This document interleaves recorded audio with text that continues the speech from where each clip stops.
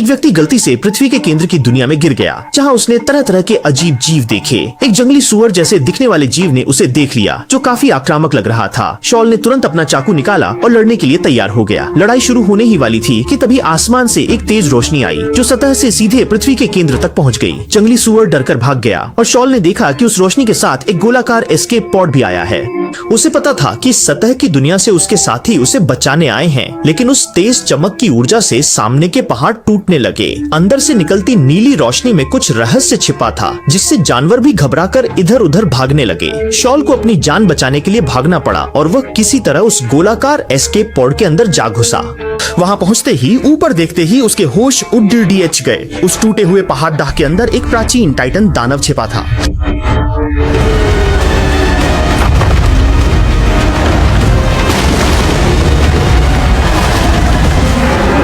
Shawn ने और कुछ नहीं सोचा, छोटे राक्षसों से बचकर किसी तरह एस्केप पॉड में घुसा और उसे चालू कर दिया। गोलाकार यान के उड़ते डरते ही शॉन सुरंग की ओर बरस चला, वापस सतह पर जाने के लिए। लेकिन उसने सोचा भी नहीं था कि वह टाइटन भी सुरंग में घुस आया और उसके साथ पृथ्वी की सतह पर पहुंच गया। यह अभी रिलीज हुई गॉडजिला की spin off series monarch legacy of monsters का दूसरा सीजन है।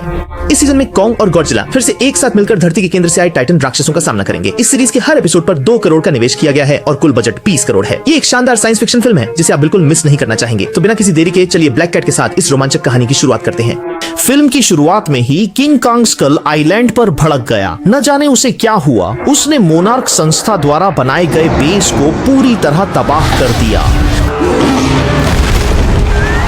रैंडा और बाकी लोग हेलीकॉप्टर में सवार होकर बमुश्किल वहां से बच निकले, लेकिन कांग की लाल होती आंखों से साफ पता चल रहा था कि उसकी हालत बिल्कुल सामान्य नहीं है। जब रैंडा को होश आया तो उसने खुद को अस्पताल के बिस्तर पर पाया। चिकित्सा कर्मियों ने बताया कि वे मोनार्क संगठन से हैं और उसे चिंता न करने और इलाज कराने को कहा। लेकिन उस समय रैंडा केवल अपने बेटे के बारे में सोच रहा था और बिना परवाह किए सीधे आपातकालीन निकास की ओर भागा। लेकिन जैसे ही उसने दरवाजा खोला, उसने पाया कि वह समुद्र के बीचों बीच था।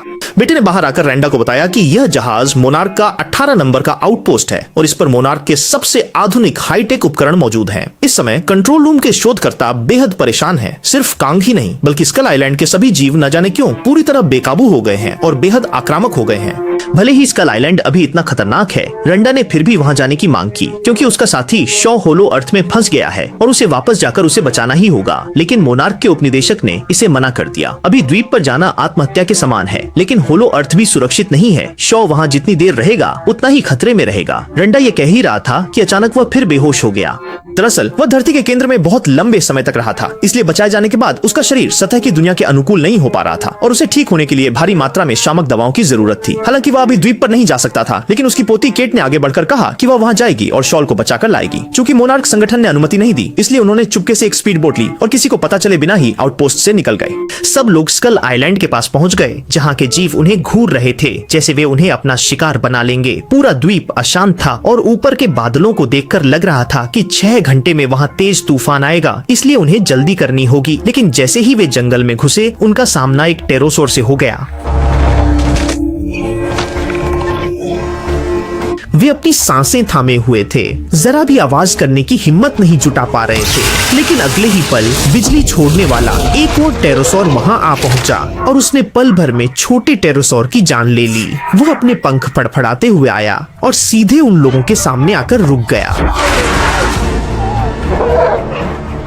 जब लगा कि वे सब मारे जाएंगे, तभी बिजली वाले टेरोसोर ने अपना सिर जमीन में डाला और कुछ कीड़े निकालकर खाने लगा। इन बेस्वाद इंसानों के मुकाबले कीड़े उसे ज्यादा पसंद आए।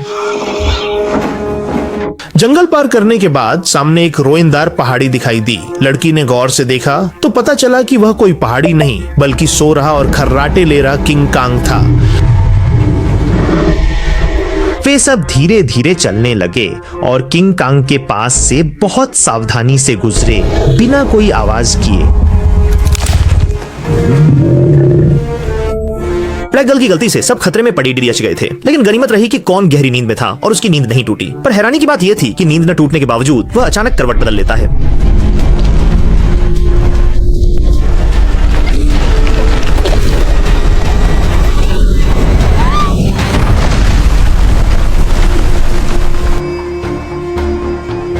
सब कुछ ठीक रहा और कोई खतरा नहीं हुआ। वे तुरंत वहां से निकल गए। इस खतरनाक इलाके में एक पल भी रुकना सुरक्षित नहीं था। काफी दूर चलने के बाद वे आखिरकार टेलीपोर्टेशन डिवाइस के पास पहुंचे, लेकिन वह जगह पूरी तरह बर्बाद हो चुकी थी। उन्हें जल्दी करनी होगी, तूफान आने से पहले डिवाइस को ठीक करना होगा ताकि वे पृथ्वी के केंद्र तक जाने का रास्ता खोल सकें। लेकिन जांच करने पर उन्हें पता चला कि डिवाइस तो ठीक है, पर बिजली का ग्रिड कोंग ने तोड़ दिया है और बिजली के बिना वे इसे शुरू नहीं कर सकते।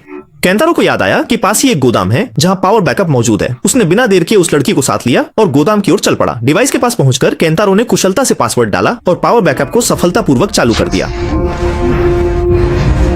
ये तो काफी आसान था। दोनों मुद्दकर जाने ही वाले थे कि तभी उन्हें गोदाम के अंदर किसी और जीव के होने की आहट सुनाई दी। अरे, एक म्यूटेंट छिपकली यहाँ छिपी हुई थी। उसने दोनों की गंध सूंघ ली है और उन्हें ढूंढ रही है। केंटारो ने टॉर्च फेंककर उसका ध्यान भटकाया, पर वह तुरंत समझ गया कि यह धोखा है। वह मुड़ा और तेजी से उन दोनों की ओर झपटा। एन मौके पर केंटारो ने फोर्कलिफ्ट चालू की और सीधे उस राक्षस की तरफ दौड़ा दी।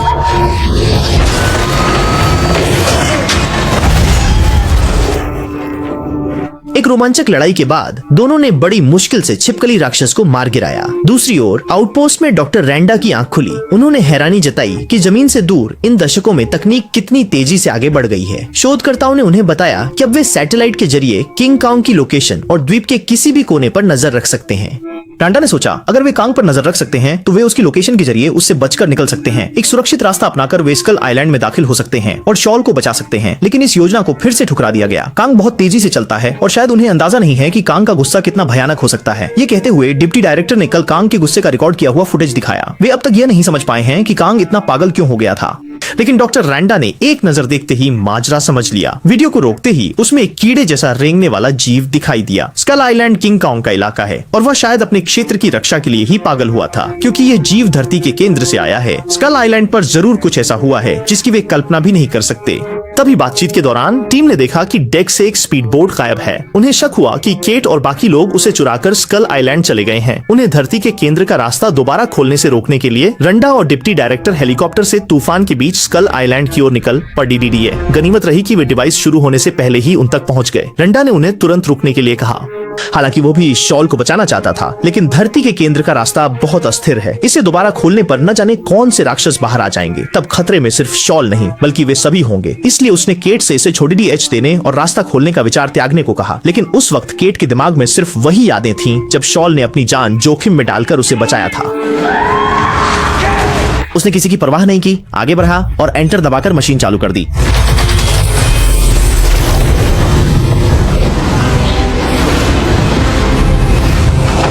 शक्तिशाली ऊर्जा ने किंग कांग को भी जगा दिया और जैसे ही स्फेरिकल एस्केप पॉड अंदर खींचा, जंगली सुअर जैसे राक्षस से जूझ रहे शॉल को आखिरकार उम्मीद की एक किरण दिखाई दी। वह एस्केप पॉड में दाखिल हुआ और सफलतापूर्वक होलो अर्थ से बाहर निकल आया। लेकिन उसी समय वह रहस्यमयी टाइटन भी उसके साथ बाहर निकल आया।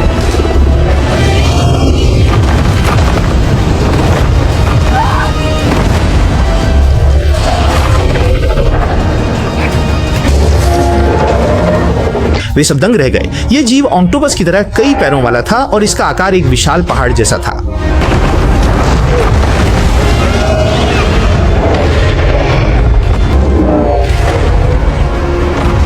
शॉल का एस्केप पॉड उसके ठीक पीछे धरती के केंद्र से बाहर निकल आया। लेकिन जैसे ही वह पॉड से बाहर निकला, उसने देखा कि कौन गुस्से में उसकी ओर आ रहा है। वो बहुत गुस्से में था और उसने पोर्टल खोलने वाली मशीन पर एक जोरदार मुक्का मारकर उसे चकनाचूर कर दिया।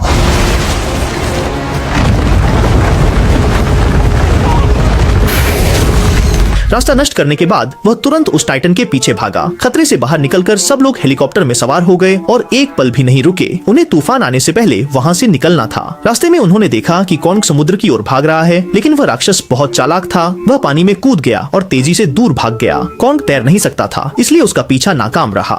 ये गुस्से में समुद्र पर एक मुक्का मारता है और फिर लोगों की ओर मुड़कर दहाड़ता है, मानो उन्हें एक भयानक राक्षस को आजाद करने के लिए दोषी ठहरा रहा हो। खैर, मैं सस्पेंस और साइंस फिक्शन पर केंद्रित ब्लैक कैट हूँ। इस एपिसोड की रोमांचक कहानी यहीं समाप्त होती है। अगर आपको यह वीडियो पसंद आया तो कृपया इसे लाइक करें ताकि आप इसे दोबारा आसानी से ढूंढ सकें। अगले हफ्ते एपिसोड अपडेट होते ही ब्लैक कैट सबसे पहले आपके लिए इसे लेकर आएगी। तो फिर मिलते हैं अगले एपिसोड में। Bye bye.